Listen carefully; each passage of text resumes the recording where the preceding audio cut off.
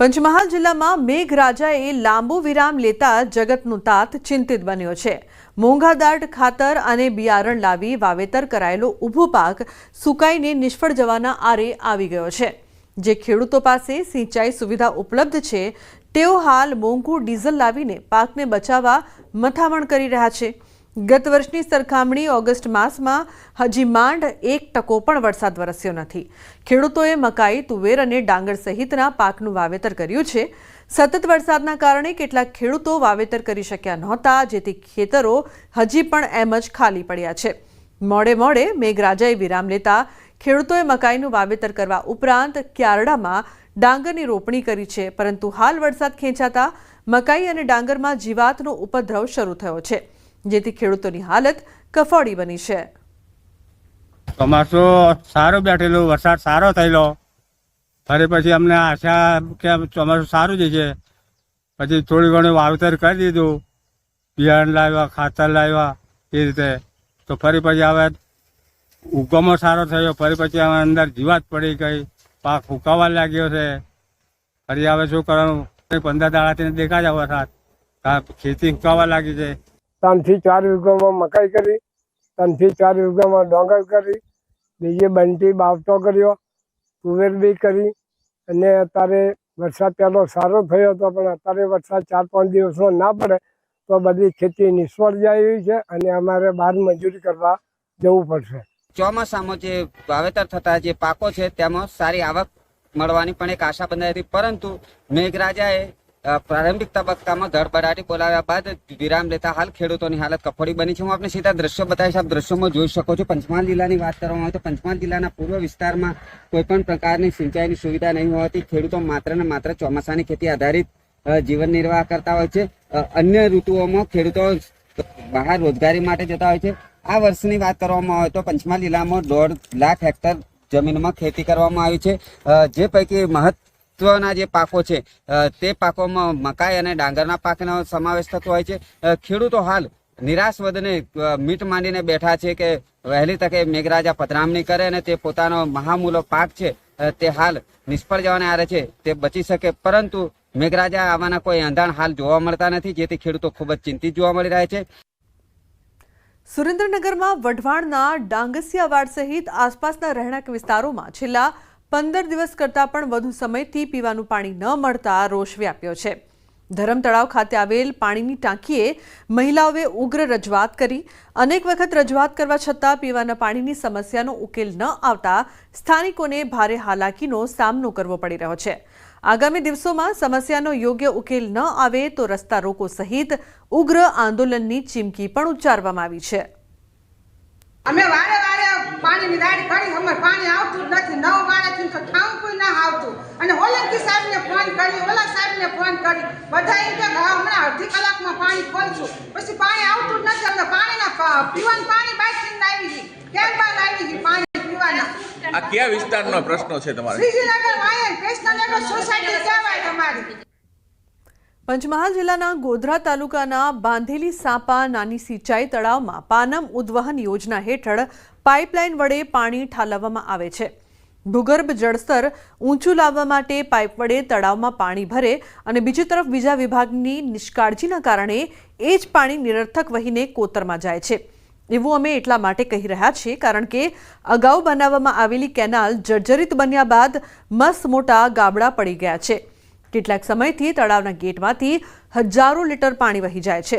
કરોડોના ખર્ચે ઉદ્વહન યોજના હેઠળ પાનમ ડેમમાંથી પાઇપલાઇન વડે તળાવમાં પાણી ભરી ભૂગર્ભ જળસ્તર ઊંચું લાવવાના પ્રયાસો તો કરાયા, પરંતુ સરકારના જ સંલગ્ન વિભાગના જવાબદારોની બેદરકારીના કારણે આજે આનો લાભ લોકોને નથી મળી રહ્યો। ત્યારે વેડફાટ થતા પાણીને વહેલી તકે બંધ કરવામાં નહીં આવે તો ઉચ્ચ કક્ષાએ રજૂઆત કરી ધરણા સાથે ઉગ્ર આંદોલનની ચીમકી ઉચ્ચારવામાં આવી છે। પાનમ ઉદ્વહન યોજનાનું નામ મેં સાંભળ્યું હતું, ત્યારે પાણી આવ્યું ત્યારે અમને લાગ્યું ખુશીખા અમારા ગામની અંદર પાણી આવ્યું। ત્યાર પછી પાછળથી એવું લાગ્યું કે જે અમે બીજે આગળ જે અમારો લીકેજ છે પાણીનું એ બંધ થયું કે નથી, અગાઉ રજૂઆત કરી હતી તો એ ત્યાંથી પાણી નીકળ્યું, ત્યારે એટલું બધું દુઃખ થાય કે આટલા કરોડો રૂપિયાના ખર્ચ કરે છે અને પાણી છોડે છે તો એક બાજુ પાણી આવે છે અને બીજી બાજુ પાણી વહ્યું જાય છે। અમારે જે બોંધેલી તલાવ ની કેનાલ છે એ તૂટેલી હાલતમાં છે, તેમાં પાણી વધારે પડતું લીકેજ થાય છે અને એ પાણીનો બગાડ પણ થાય છે.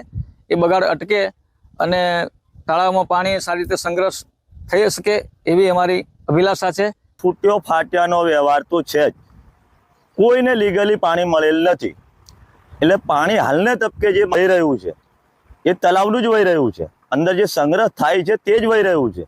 હવે સરકારશ્રીને કે કોઈ કર્મચારીશ્રીને કે પાણી બંધ જે વહી રહ્યું છે એ બંધ કરો, અને કાં તો નહીં તો પછી આ સિંચાઈની જમીન જે છે એની વચ્ચે જમીન લોકોની બગાડેલી છે એ પૂરેપૂરી કિનાર બંધ કરી દો. પંચમહાલ જિલ્લામાં સરકાર દ્વારા પાનમ ઉદ્વહન યોજના હેઠળ તળાવો ભરવાની યોજના 2 દિવસ પૂર્વે શરૂ કરવામાં આવી છે, જેને લઈને ખેડૂતોમાં ખુશીનો માહોલ જોવા મળી રહ્યો છે. કેમ કે જે સિંચાઈ તળાવો છે જેમાં પાણી ભરાતા જ ખેડૂતોને ભૂગર્ભ જળના સ્તર ઊંચાવા સાથે જ નાની મોટી સિંચાઈ માટે પણ પાણી ઉપયોગી થવાની એક આશા બંધાઈ છે. પરંતુ ગોધરા તાલુકાના સાંપા અને કુંડલા ગામના જે ખેડૂતો છે તેઓના ગામના તળાવમાં જે પાણી આવ્યું જેનાથી ખુશી હતી તેના કરતાં હાલ વધુ દુઃખ જોવા મળી રહ્યું છે. એ દુઃખનું શું કારણ છે હું આપને સીધા દ્રશ્યો બતાવીશ. આપ દ્રશ્યોમાં જોઈ શકો છો, બાંધેલી સિંચાઈ તળાવ છે. નાની સિંચાઈ યોજનાના હેઠળ આ તળાવ આવેલું છે. આ તળાવમાંથી પાણી નિરર્થક જે રીતે વહી રહ્યું છે અને વેડફાટ થઈ રહ્યો છે, જે અંગે અગાઉ પણ સ્થાનિકો દ્વારા રજૂઆત કરવામાં આવી હતી, પરંતુ જે સંલગ્ન વિભાગ છે તેના પેટનું પાણી હલતું નથી. સાથે જ્યારે મીડિયાએ આ અંગે અગાઉ પણ રજૂઆત દરમિયાન પૂછવાનો પ્રયાસ કર્યો હતો ત્યારે પણ યોગ્ય પ્રત્યુત્તર મળ્યો નહોતો. ત્યારે કહી શકાય કે સરકારનો જે એક વિભાગ છે તે સરકારનું હિત વિચારે છે, કરોડો રૂપિયા ખર્ચી રહ્યો છે અને તળાવો ભરી રહ્યો છે. બીજી તરફ સરકારનો જ વિભાગ છે નાની સિંચાઈ વિભાગ, તેના દ્વારા જે આ વર્ષોથી લીકેજ છે પાણીનું, નિરર્થક પાણીનો વેડફાટ થઈ રહ્યો છે તેને બંધ કરવાની તસ્દી લેવામાં આવતી નથી, જેથી સ્થાનિકોમાં ભારે રોષ જોવા મળી રહ્યો છે. પરંતુ જે કેનાલમાંથી નિરર્થક વહી રહેલા દુર્વ્યય થઈ રહેલા પાણીનો વેડફાટ બંધ કરવામાં આવે તો જે તળાવ છે જેમાં પાણી ભરાઈ રહે અને પાણી ભરાતા જ ભૂગર્ભ જળના સ્તર ઊંચા આવે, સાથે પશુઓને પીવા માટે પાણી ઉપયોગી થઈ શકે એમ છે. સરકારનો એક વિભાગ છે તેના દ્વારા લાખો અને કરોડો રૂપિયા ખર્ચ કરી અને તળાવો ભરવામાં આવી રહ્યા છે, ત્યારે બીજી તરફ સરકારનો બીજો વિભાગ છે તેની બેદરકારીને પગલે પાણીનો વેડફાટ થઈ રહ્યો છે. જેથી વહેલી તકે સરકારનો સંલગ્ન વિભાગ જાગે, નાની સિંચાઈ વિભાગ દ્વારા વહેલી તકે આ જે પાણીનો નિરર્થક વેડફાટ છે તે બંધ કરવામાં આવે. હાલ તો સ્થાનિકો માગણી કરતા જોવા મળી રહ્યા છે. રાજેશ જોશી, ન્યૂઝ 18 ગુજરાતી, ગોધરા, પંચમહાલ. ગાંધીનગરમાં આજે કેબિનેટની બેઠક શરૂ. 15મી ઓગસ્ટની ઉજવણી મુદ્દે ચર્ચા. જન્માષ્ટમીના મેળા અને ઉજવણી મુદ્દે ચર્ચા. રાજ્યમાં પીવાના અને સિંચાઈના પાણી વિતરણ અંગે સમીક્ષા. તો ચોમાસામાં નીચાણવાળા વિસ્તારોમાં જળભરાવ અને પુનઃસ્થાપન અંગે ચર્ચા કરવામાં આવશે. રસ્તાઓ પરના ખાડા, જર્જરિત પુલના સમારકામની કામગીરીની સમીક્ષા પણ કરવામાં આવશે. ચોમાસામાં વિવિધ વિભાગોની સજ્જતા અંગે ચર્ચા કરાશે.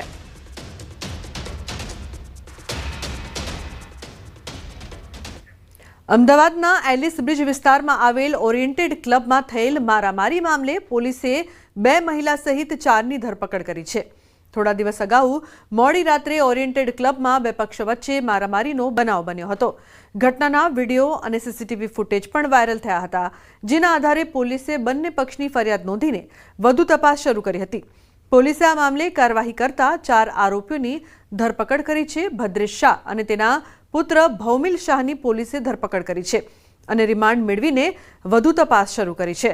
પોલીસ તપાસમાં સામે આવ્યું છે કે કમિટીએ ભદ્રેશ શાહનું સભ્યપદ રદ કર્યા બાદ પણ તે પરિવાર સાથે ક્લબ પર પહોંચ્યો હતો અને ક્લબમાં પ્રવેશવા માટે બોલાચાલી ઝઘડો કરીને મારામારી કરી હતી.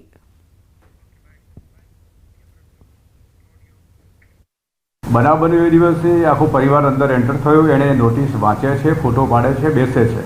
ત્યાર પછી એ એકાએક બહાર નીકળે છે, થોડી વાર પછી અને બૂમાબૂમ કરવા માંડે છે. એટલે બહારથી માણસો ભેગા થાય છે. ભેગા થઈ અને જેવા એન્ટર થાય છે આવતાની સાથે જ જે સામેના ફરિયાદી છે એને સીધું મારવાનું જ એ શરૂ કરે છે ભદ્રેશભાઈ અને એ બધા ભેગા થઈને. અને ઉપરથી માર્યા પછી બૂમાબૂમ કરે છે કે અમને માર્યા, અને સોશિયલ મીડિયામાં ખોટી રીતે તદ્દન વિગતો ઉપજાવી કાઢી. પીએમ મોદી આવશે ગુજરાત પ્રવાસે. 24 અને 25 ઓગસ્ટે ગુજરાત પ્રવાસે વડનગરમાં ટ્રાન્સપોર્ટ હબનું ઉદ્ઘાટન કરશે. બેચરાજીમાં સુઝુકી મોટરના બેટરી સંચાલિત વાહનોના પ્રોડક્શન યુનિટનો શુભારંભ કરશે. તો ગાંધીનગર રાજભવનમાં રાત્રિ રોકાણ સાથે રાજકીય નેતાઓ સાથે બેઠકની પણ સંભાવના. ગીતા જોડાય છે ફોન લાઈન પર વધુ માહિતી આપવા માટે. ગીતા, શું વધુ અપડેટ છે આ સમગ્ર મામલે? વડાપ્રધાન નરેન્દ્ર મોદી આગામી 24 અને 25 ઓગસ્ટે ગુજરાતના પ્રવાસે આવવાની સંભાવના છે. આ 2 દિવસના પ્રવાસ દરમિયાન તેઓ વડનગર, બેચરાજી અને ગાંધીનગરના ગાંધીનગરમાં યોજાનાર વિવિધ કાર્યક્રમોમાં ભાગ લેશે. મુખ્ય તો તેમનો જે વતન વડનગર છે અને ઉદ્યોગ નગરી બેચરાજી છે, ત્યાં આગળ પૂર્વ આયોજિત કાર્યક્રમો છે જેમાં તેઓ ભાગ લેનાર છે. વડનગરમાં મલ્ટી મોડલ ટ્રાન્સપોર્ટ હબનું તેઓ ઉદઘાટન કરનાર છે. આ જે પ્રોજેક્ટ છે તે વડનગર અને આસપાસના વિસ્તારોમાં પરિવહન સુવિધાઓને આધુનિક બનાવવા માટેનું એક મહત્વપૂર્ણ પગલું માનવામાં આવે છે. ત્યારબાદ વડાપ્રધાન બેચરાજી જે છે ત્યાં સુઝુકી મોટર પ્લાન્ટની પણ મુલાકાત લેશે.